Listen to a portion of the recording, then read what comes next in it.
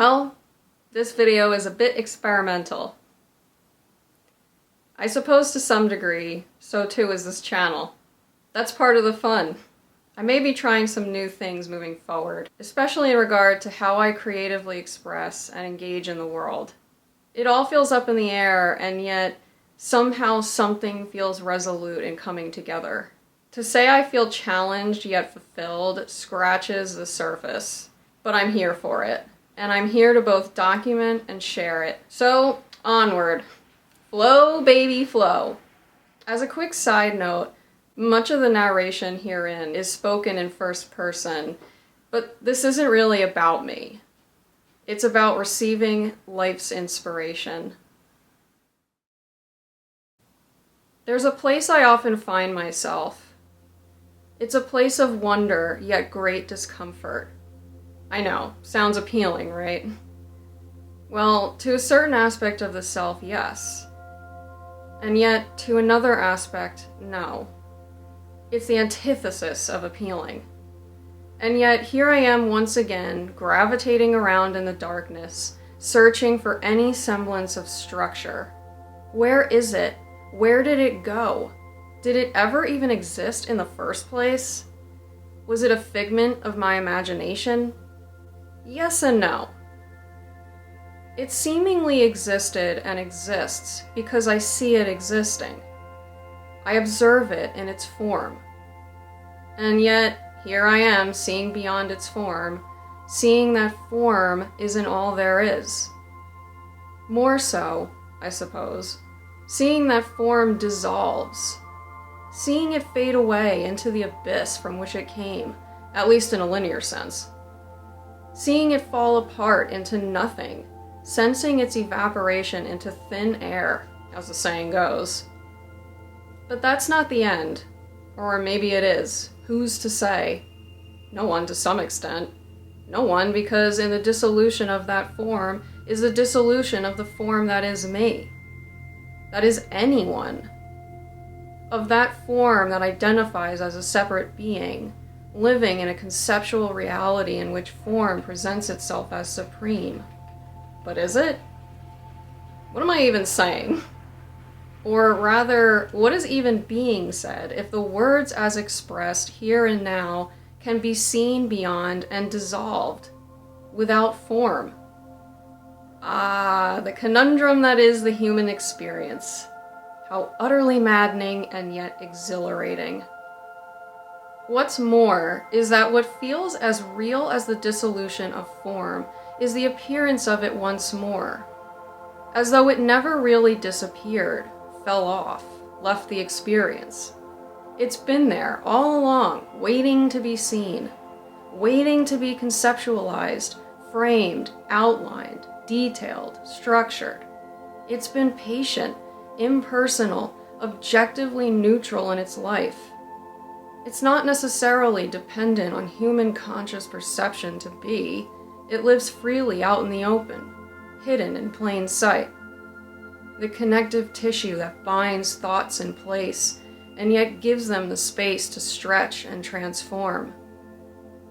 So, in the discomfort that I sit in, the discomfort of liminality, fluidity without name, I breathe in the peaceful silence that speaks of possibilities, where structure lives in non-conformity. So here I am, knocking on the door of those possibilities. Toward the end of the last video, I shared that this channel is grounded in a vision of reality where the exchange of resources is experienced beyond the attachments to them as the dominant form of self-identification. A bit of an abstract mouthful, but in essence, the realm I'm speaking of here is the realm where self-identification forms from no form, integrating the flow of resources into a whole self, more so than relying on them as separate from. Since the last video was posted, I've encountered internal struggle with how to incorporate this vision into the conventional structure of the videos thus far, which is, as this account expresses, quite ironic. I have experienced a lot of frustration and pessimism, hopelessness and blankness even. What I'm really coming into, though, in a more embodied sense, is that this isn't about assimilating the unfamiliar into a familiar structure, nor is it about rejecting the familiar structure per se. It's about acknowledging the value of form as limited, including that its power is, too, limited. Which is where I come back to the formless, the infinite, the eternal, the abyss, the ambiguous, the unlimited, the connective tissue. Let's take Adler Place as an example. Adler Place is TAP-owned property on the corner of 2nd and Adams Streets, currently sitting vacant with the exception of a 2-story building on its northwest corner, a parking lot for the abutting property in the center, and the remnants of a church foundation on its southerly end. Abutting the property to its east is the School 10 House, which is an affordable housing apartment building also owned by TAP. Adler Place and the School 10 House properties are divided on the surface by Franklin Alley, which stretches vertically north-south. TAP intends to develop condominium units on Adler Place, with parking off Franklin Alley. It's unclear to me at this point why Franklin Alley was initially designated as the building frontage, by whom, and per what codified language. Nonetheless, because of this, TAP on January 8th requested from the Troy Zoning Board of Appeals a variance from frontage requirements due to its design of the Franklin Alley parking. During the public comment period of the presentation, many neighborhood members voiced concern that the positioning of the several parking spots as designed would adversely encumber alley access and transit. The board appeared to listen to all commentary, including those of TAP, ultimately denying the variance request and welcoming a potential redesign of that space to be presented at a following meeting.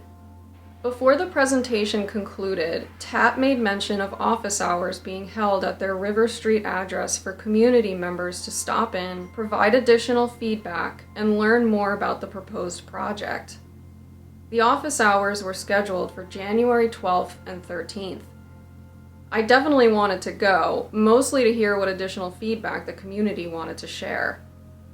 Originally, I intended to stop in on the 12th, but the day before I had unexpectedly and unexplainably become very physically ill. It's as though my body was in the process of completely powering down. I'm grateful to have been with my parents at the time, who took care of me with grace, patience, and nurturance. Fast forward a bit to the office hours on that Monday the 13th. I was back on my feet, ready to engage. There was another community member present when I entered the space.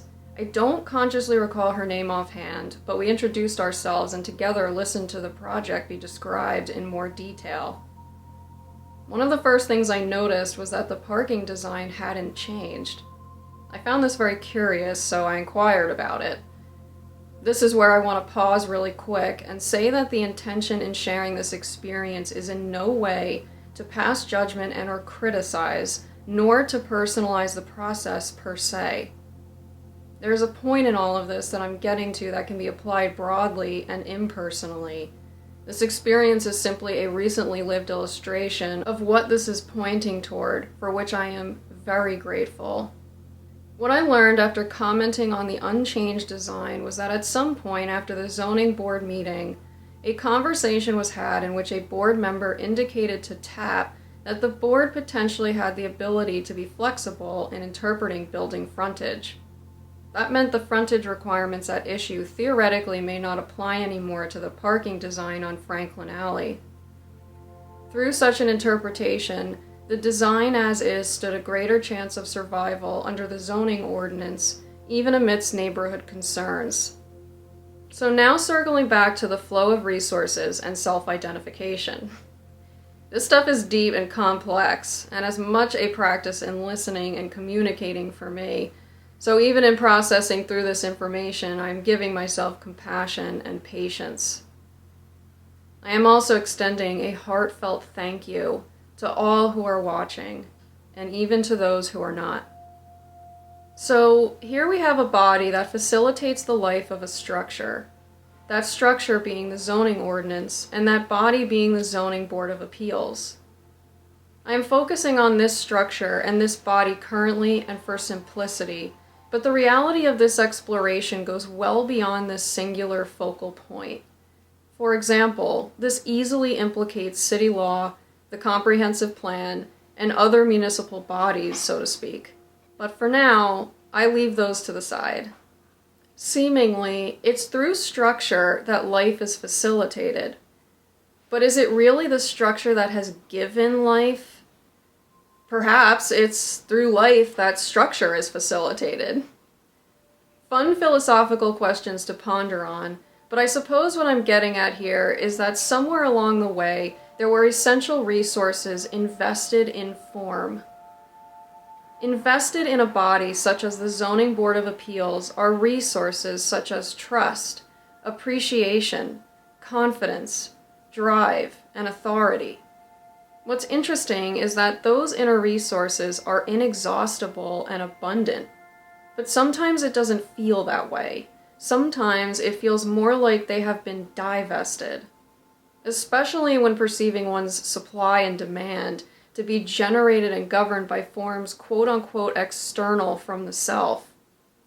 The interesting thing about cultivating inner resources is that the experience of those resources is felt and embodied more as sharing without cost, an inner energetic circulatory system that unites each aspect of itself into and as a whole. Self-identification through such an embodied experience is as a being that is steadily self-trusting, self-confident, self-appreciative, self-authoritative, defined, if at all, by how it sees itself. So, in that sense, nothing is nor can be divested except perceptually. To a degree, I feel that up to this point I've been beating around a bush. In a more direct way, what I'm expressing about here is a deeply entrenched power dynamic in which one's sense of themselves is identified through how a quote-unquote external structure appears to circulate resources. This is not to say that structure is bad and wrong. Structure is integral.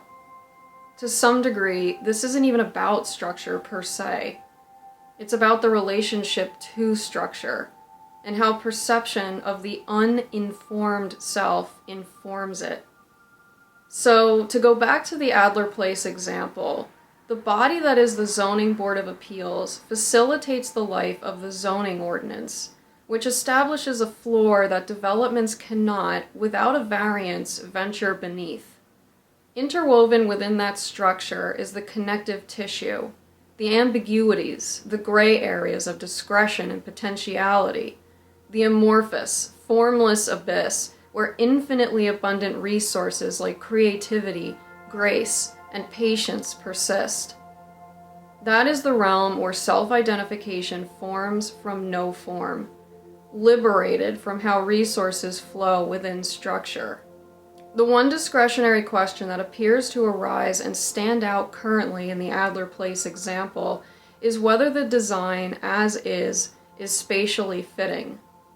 The question of who decides is more intimately connected with the structure that is city law, but suffice it to say the community perceives the body that is the Zoning Board of Appeals to hold the authority for making that decision, as though the body is external, separate, centralized, divested from the whole. Which makes sense, that's the life facilitated by the structure.